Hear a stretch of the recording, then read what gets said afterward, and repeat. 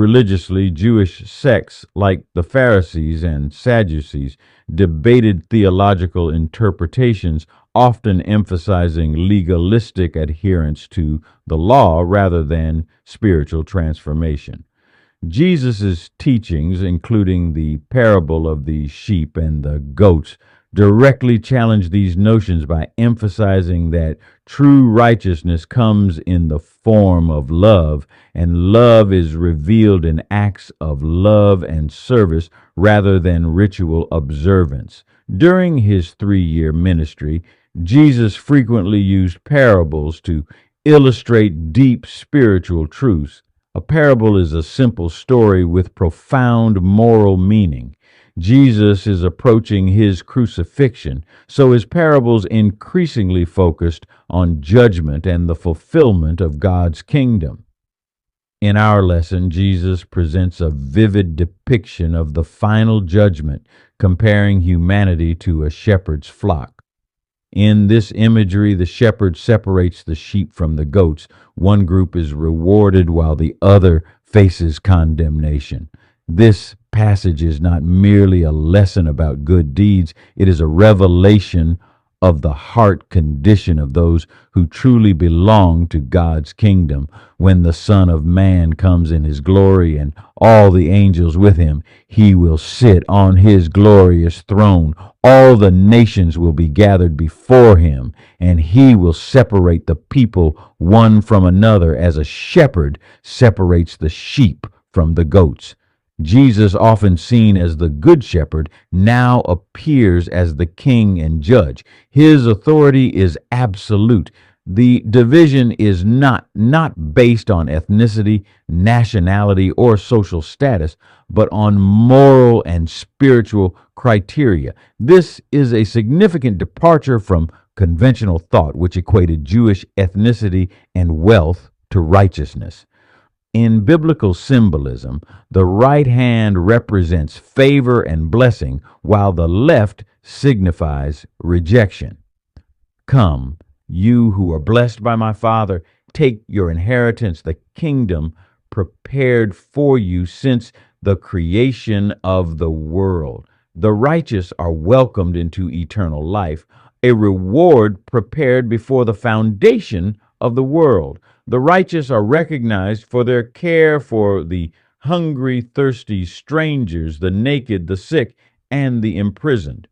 Their service to the least of these, the marginalized, reflects their genuine faith. Jesus emphasizes that serving the needy is equivalent to serving him. This challenges believers to see Christ in the marginalized. Depart from me, you who are cursed, into the eternal fire prepared for the devil and his angels.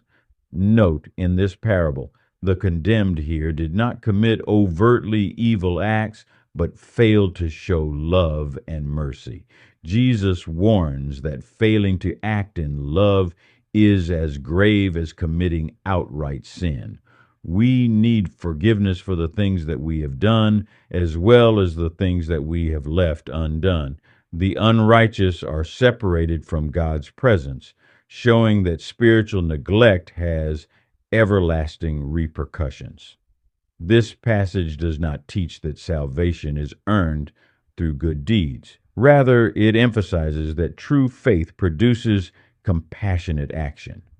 Ephesians 2:8 and 9 states, "For it is by grace you have been saved through faith, and this is not from yourselves, it is the gift of God, not by works, so that no one can boast.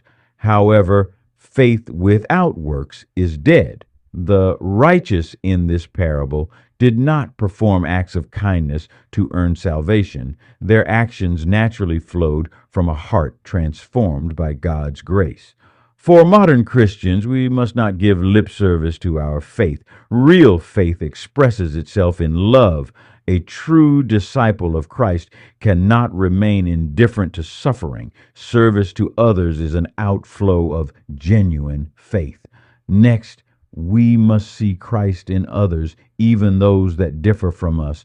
those we dislike. The righteous saw Jesus in the poor and marginalized. We are called to minister to the least of these with the same urgency as if we were serving Christ himself.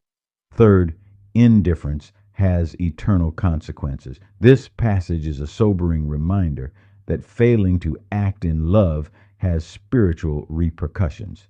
Next, God's kingdom prioritizes the humble. Contrary to worldly values that exalt wealth and power, Jesus prioritizes humility, generosity, and compassion. Finally, every act of kindness has eternal significance. Believers are called to invest in the things of God's kingdom rather than temporary worldly pursuits. That's the lesson for this week. Have a great week. I confess to you, Lord, every sin in my heart.